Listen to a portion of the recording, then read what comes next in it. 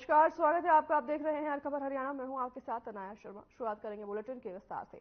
हरियाणा के गृह मंत्री अनिल विज ने अंबाला छावनी मदर बाजार में बीजेपी के उम्मीदवार बंतो कटारिया के पक्ष में आयोजित किए गए रोड शो के दौरान लोगों से वोटों की अपील की। अनिल विज ने निकलसन रोड स्थित पार्टी कार्यालय में डोर टू डोर प्रचार की शुरुआत सैकड़ों कार्यकर्ताओं के साथ की, जो डीसी रोड पर मुख्य सदर बाजार, पंसारी बाजार, दाल बाजार और अन्य स्थानों से होते हुए वापस निकलसन रोड पर संपन्न हुआ। वहीं बाजारों में फूल मालाएं पहनाकर पूर्व मंत्री अनिल विज का स्वागत किया गया। इस दौरान अनिल विज ने कहा कि बीजेपी को लोगों का बहुत समर्थन मिल रहा है और प्रधानमंत्री नरेंद्र मोदी को तीसरी बार भी प्रधानमंत्री बनाने के लिए बीजेपी के निशान कमल पर वोट देने का पूरा आश्वासन लोगों द्वारा दिया जा रहा है।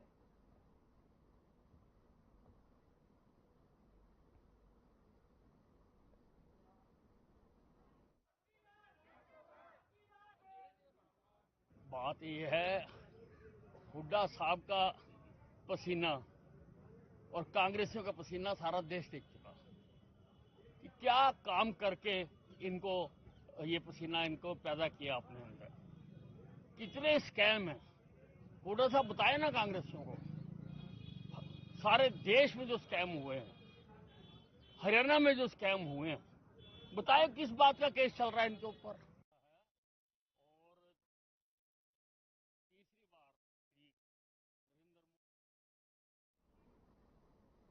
हरियाणा की बीजेपी सरकार में अल्पमत में आने को लेकर दिग्विजय सिंह चौटाला का बयान सामने आया है। दिग्विजय सिंह चौटाला ने बयान में क्या कुछ कहा, आपको सुनाते हैं।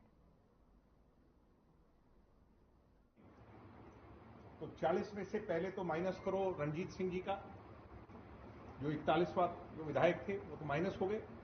फिर मनोहर लाल जी का, अगर उस हिसाब से देखा जाए तो अब अगर जोड़ तोड़ बिठाया जाए 88 लोगों की विधानसभा में, तो साधारण भाषा में ये आज की बीजेपी की सरकार अल्पमत में चली गई। और यही बयान दिया है चौधरी भूपेंद्र हुड्डा जी। अल्पमत में जब कोई सरकार चली जाती है तो नेता प्रतिपक्ष की एक जिम्मेवारी है कि वो उसके खिलाफ गवर्नर से मिले, महामहिम से मिले।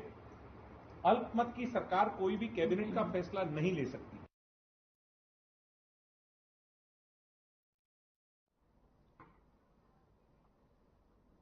कुरुक्षेत्र से आम आदमी पार्टी के लोकसभा प्रत्याशी डॉक्टर सुशील गुप्ता ने कहा कि अल्पमत में हरियाणा की बीजेपी सरकार नैतिक आधार पर इस्तीफा दे। साथ ही उन्होंने कहा कि जनता का विश्वास पहले ही हरियाणा सरकार खो चुकी है। बहुमत खो चुकी सरकार को मुख्यमंत्री और मंत्री पद पर रहने का अधिकार नहीं है। जनता पार्टी हरियाणा में अल्पमत के अंदर आ चुकी है। नैतिक आधार पर इनको इस्तीफा देना चाहिए।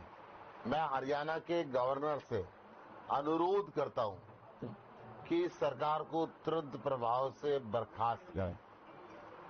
यहां पे तुरंत प्रभाव से हरियाणा विधानसभा के चुनाव कराए जाए। जो बहुमत खो चुकी सरकार को अब मंत्री मुख्यमंत्री बने रहने का कोई हक नहीं बनता। चंद दिन पहले इन्होंने अपनी पोजीशन को देखते हुए अपनी हार को स्वीकार किया था, अपने मुख्यमंत्री को, अपने उप मुख्यमंत्री को बदला था।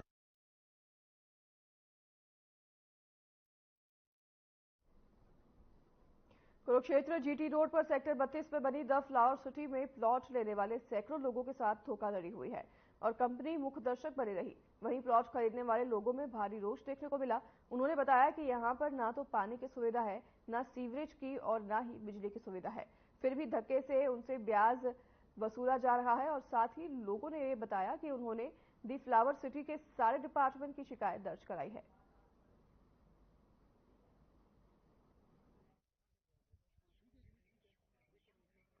मैं राजेश कुमार और मेरे यहाँ 2 प्लॉट हैं। मैं फ्लावर सिटी में इस टाइम आपके सामने खड़ा हूँ। तो जो भी इन्होंने हमारे को जिस टाइम प्लॉट दिए थे, उस टाइम इन्होंने ये बात बोली थी हमारे को कि हम ये आपको प्लॉट किस्तों में दे रहे हैं और जैसी आपकी किस्त खत्म होती है उससे पहले हम आपको सारे काम करके देंगे। और आज आप यहाँ खड़े हो, देख भी रहे, रोडों की हालत देख रहे हो। कोई इनका एसटीपी वो सामने है जो आपको दिख रहा है, एसटीपी इनका 25% भी आज तक क्लियर नहीं हुआ। और ये पोजेशन क्यों दे रहे ये मेरे को अभी तक नहीं पता चला। पोजेशन देने के लिए इनको एसटीपी कंप्लीट देना पड़ता है और टोटली बाउंड्री वाल इसको पूरी कॉलोनी करके देनी पड़ती है। क्षेत्र 32 जो सेक्टर कुछ क्षेत्र में है बना हुआ, उसमें मेरे 2 प्लाट है, C191 और C 230 और C230 के सामने खड्डे खोदे पड़े, ना सीवरेज की लाइन है वहाँ पे, ना पानी की लाइन है, ना सड़क बनी हुई है। और मेरे से इन्होंने ब्याज मेरे खाते में रखना शुरू कर दिया, बिना पोजीशन लेटर दिए मेरे को पोजीशन करे, तेरे पोजीशन ले ले। और C191 नंबर प्लाट के अंदर इन्होंने, जब मैं पूरी पेमेंट जमा करा दी उसके बाद जब मैं उसकी स्टेटमेंट मारने गया तो मेरे खाते में ब्याज लगा रखा। मैंने किस बात का, क्योंकि आपका चेक बाद में क्लियर हुआ, इसलिए उसका ब्याज देना पड़ेगा वो भी। दीनदयाल योजना के अंदर बड़े बड़े मोटे अक्षरों में लिखा जाता है कि दीनदयाल योजना में जो टाउनशिप होगी उन पर 5 साल तक मेंटेनेंस चार्ज नहीं लगती है। जब ये एप्लीकेशन निकालते हैं तो उसमें ये भी हाईलाइट करते हैं, और ये पोजेशन देते ही मेंटेनेंस चार्ज इन्होंने लगाने शुरू कर दिए, जो कि बिल्कुल सर्वथा अन्याय है, लगा ही नहीं सकते, और इसके खिलाफ तो उनको जेल हो जानी चाहिए। तो कोई शिकायत वगैरह दी है आपने? कौन सी शिकायत सिटी ऐसा है? जी, किस नाम से सिटी बनी? अभी इन्होंने मांगा है मेरे से, अब उनको शिकायत दूंगा। सिटी किस नाम से जगह? ये फ्लावर सिटी है, इसमें मेंटेनेंस चार्जेस 5 साल तक नहीं लगते।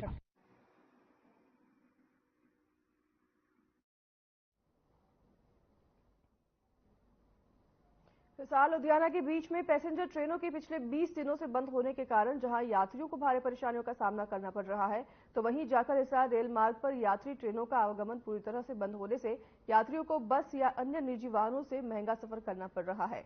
इतना ही नहीं, जाखल से हिसार के लिए सीधी बस सेवा उपलब्ध न होने के कारण लोगों को भारी दिक्कतों का भी सामना करना पड़ रहा है। बता दें कि 17 अप्रैल से शंभू रेलवे स्टेशन पर किसानों द्वारा अपनी मांगों को लेकर Delhi Amritsar via Ambala railway track पर पूरी तरह से जाम किया गया है, जिसके चलते अंबाला रेल मंडल के अंतर्गत चलने वाली अधिकतर ट्रेनों को रद्द कर दिया गया है।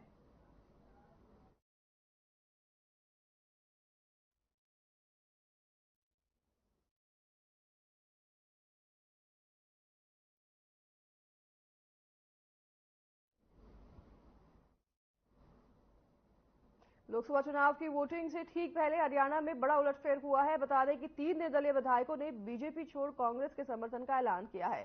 चरखी दादरी से निर्दलीय विधायक सोमवीर सांगवान, पुंडरी से विधायक रणधीर गोलर और नीलोखेड़ी से विधायक धर्मपाल गोदर ने बीजेपी से समर्थन वापस लेकर कांग्रेस को समर्थन दिया है।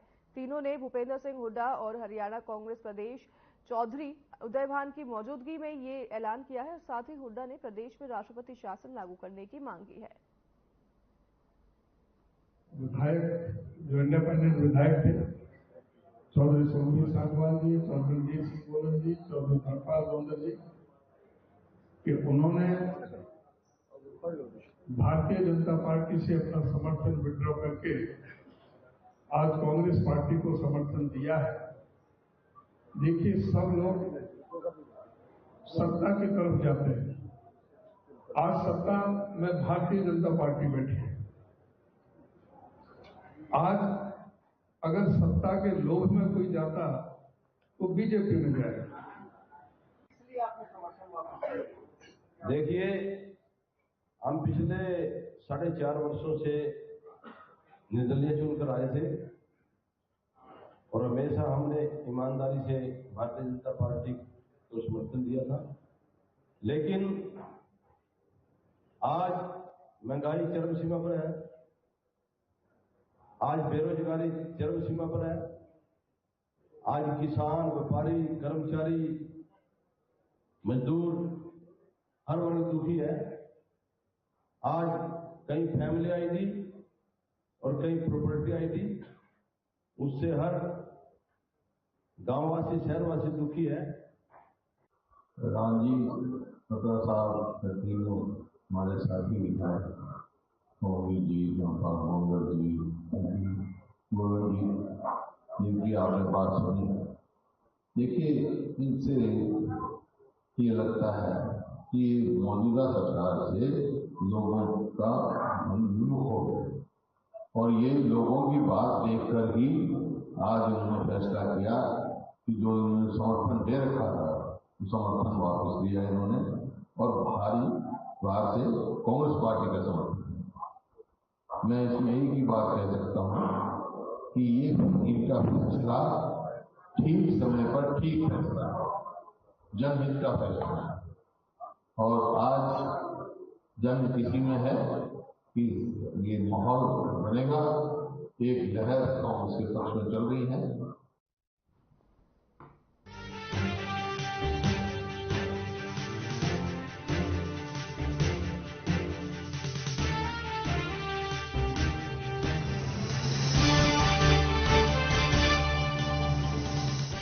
बेटा कहता है पापा